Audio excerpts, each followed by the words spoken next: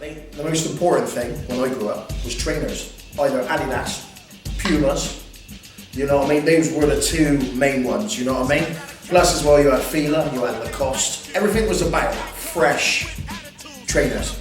It was always the fat gold chains, but as a kid you can't afford a fat gold chain. You know? You had the different types of hairstyles that used to come in, you know? The hairstyles ranging of course from the patterns going all the grid lines, all that along your head, dominated, really, you know what I mean? And that's how it was with you know, what I would call, what I represent as being a b-boy, you know what I mean? Yeah. And that's what it was.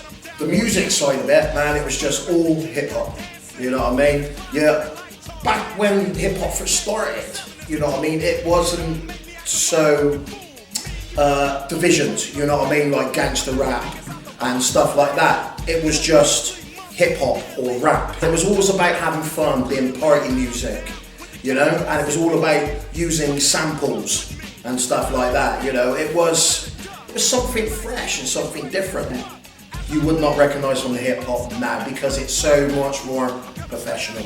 When I grew up, all British hip-hop, they wanted to be American, right? So at home, I've got stacks of vinyl from British hip-hop that they put on an American accent. It was only the likes of, say, London Posse and Demon Boys that actually were proud to come from, say, London. We had the Wild Bunch, which was from Bristol, you know what I mean? Which they would rap in West Country accents, but it was all sounding American.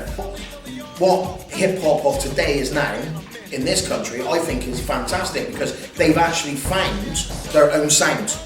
You know what I mean? Which such differs from America, which is good. Where back in the day, it was just a carbon copy of American hip hop, you know. But now, everything's different, and I think it's better. Because at first, of course, there was one group that kind of changed my life politically, which was Public Enemy.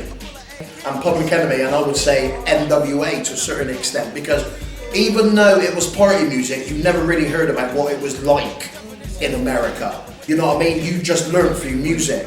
And it was Public Enemy and NWA actually saying what it was like, telling you the truth. All of a sudden, you know what I mean? It's hard to imagine that, you know, they were on the FBI list of the most dangerous groups because they told the truth of what was going on in the ghetto. So yeah, politically wise, very much so, I was a Public Enemy, kind of Malcolm X. It expanded your mind. And for those people who don't know, what's NWA? NWA means niggers with attitude. If they haven't seen the film, Straight Outta Compton, they were probably the first famous gangster rap.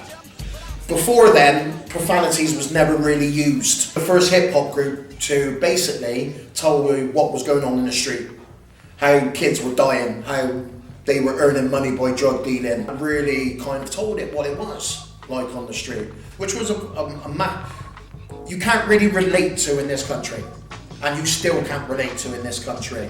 But, you know, that's what made them so dangerous, because they were telling middle-class white kids, actually, nah man, say fuck the police.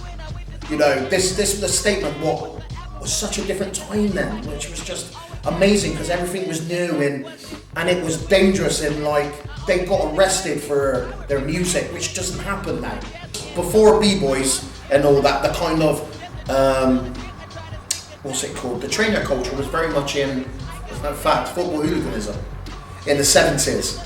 Hip hop itself, with trainers and stuff like that, I think it was fundamental. You know what I mean? For it to be a b-boy to look a certain way, and I would absolutely agree with you. It's the first probably ghetto culture, and I think as a uniform, so people could see you along the street going, oh, he's into hip hop.